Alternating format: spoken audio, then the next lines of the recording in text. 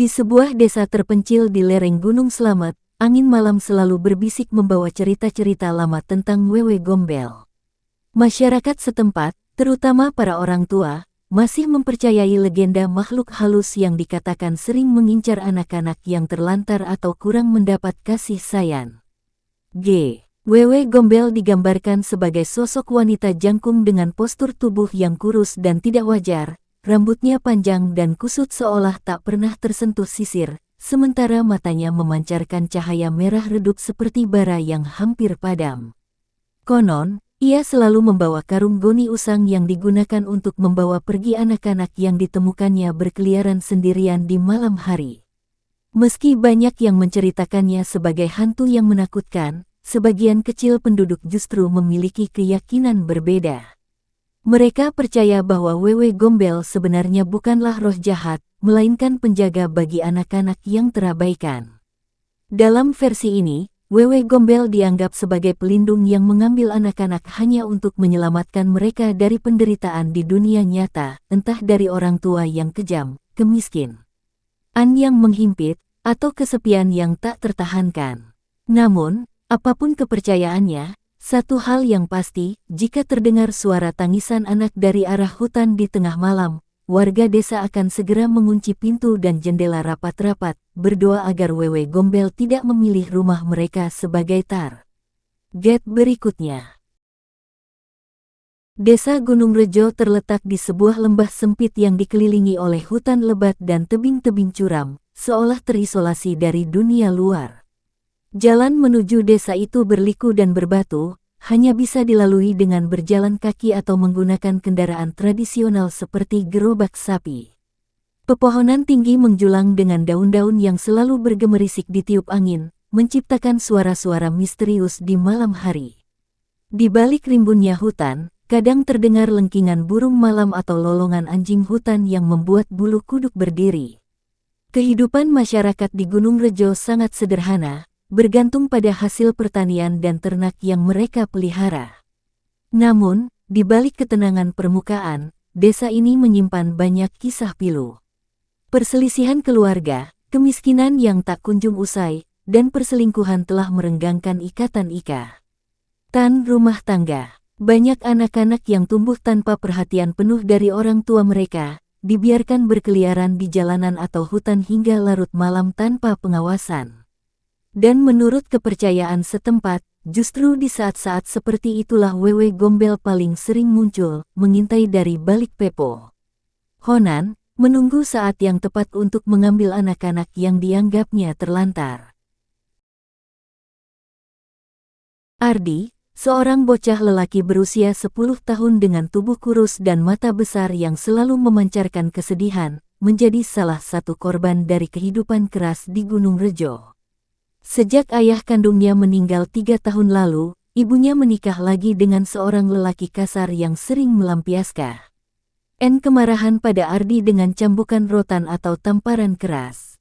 Ibunya, seorang perempuan lelah dengan wajah selalu muram, hanya bisa diam menyaksikan kekerasan itu, tangannya terlalu lemah untuk melindungi anak semata wayangnya.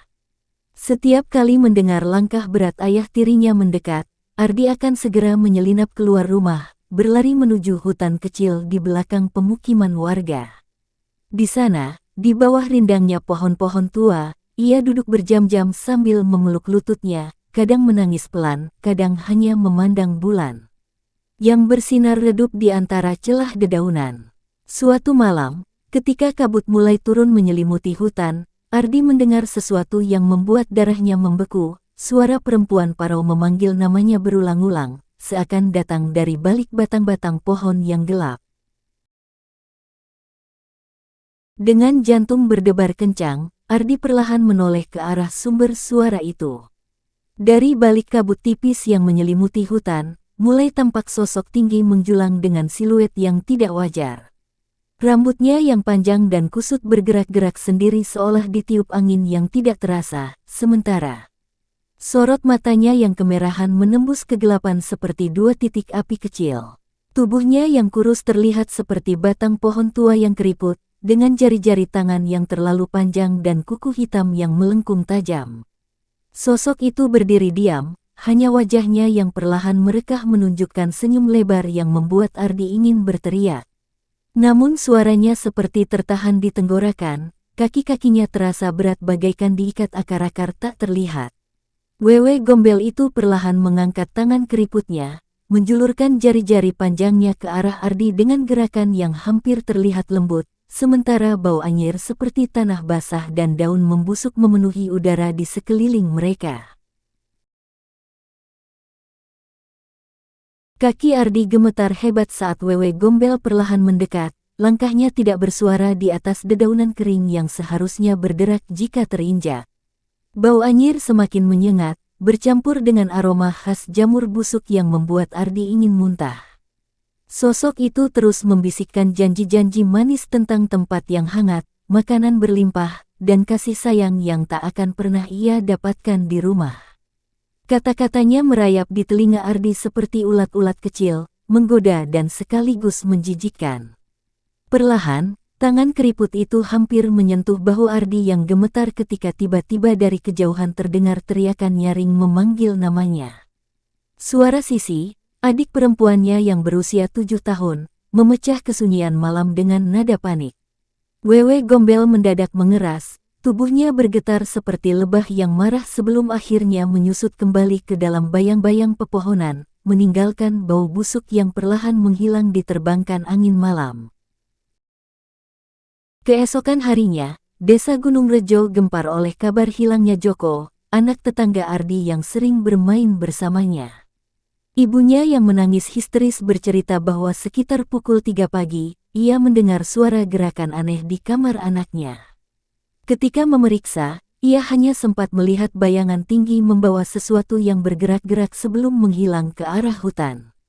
Beberapa warga yang berani memeriksa tepi hutan menemukan jejak-jejak kaki aneh di tanah lembab, bentuknya memanjang dengan jari-jari yang terlalu jelas, seolah bukan berasal dari kaki manusia. Para orang tua yang biasanya membiarkan anak-anak bermain hingga larut kini mulai memanggil pulang mereka sebelum matahari terbenam. Suasana desa berubah mencekam, setiap suara dedaunan bergesek atau ranting patah di malam hari membuat warga berdebar-debar. Ardi yang mendengar semua cerita ini hanya bisa diam, tangannya menggenggam erat jimat pemberian nenek yang selalu ia simpan di saku celana.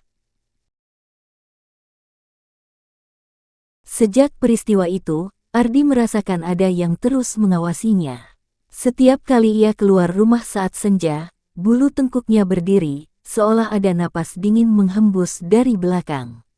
Kadang di balik jendela kamarnya yang retak, ia menangkap bayangan tinggi berdiri diam di antara pepohonan, hanya menghilang ketika ia berkedip. Ayah tirinya yang tidak percaya tahayul malah memarahinya ketika Ardi memberanikan diri bercerita, menyebutnya anak penakut yang terlalu banyak membayangkan omong kosong orang desa.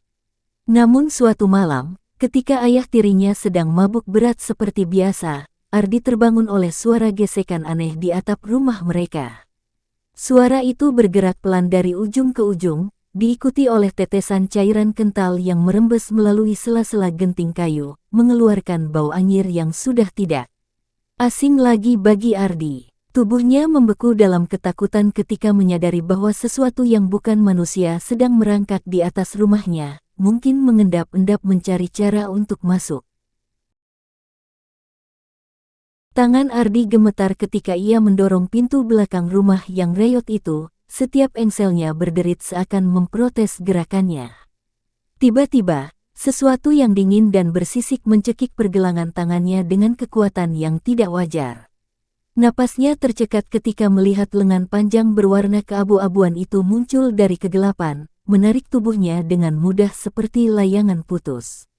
Dunia di sekelilingnya berputar saat ia terlempar ke semak-semak, hanya bisa melihat sesaat bayangan tinggi itu membungkuk di atasnya sebelum semuanya menjadi hitam. Ketika kesadarannya kembali, Ardi mendapati dirinya berada di sebuah gua lembab yang diterangi cahaya kehijauan samar. Di sekelilingnya, beberapa anak dengan mata kosong duduk melingkar, wajah mereka pucat dan tubuh kurus seperti belum makan berhari-hari. Salah satu dari mereka, seorang gadis kecil dengan rambut kusut, perlahan menoleh ke arah Ardi dan tersenyum tipis, senyum yang tidak sampai ke matanya yang mati rasa. Saat Wewe Gombel muncul dari kegelapan gua, sosoknya terlihat berbeda dibandingkan ketika pertama kali Ardi melihatnya. Cahaya kehijauan yang memancar dari dinding gua memperjelas garis-garis wajahnya yang sebenarnya tidak sepenuhnya menyeramkan, ada kesedihan mendalam yang terpancar dari balik mata merahnya. Dengan suara yang lebih lembut dari perkiraan Ardi, makhluk itu menjelaskan bahwa ia hanya mengumpulkan anak-anak yang tidak diinginkan, terlantar, atau disakiti oleh dunia manusia.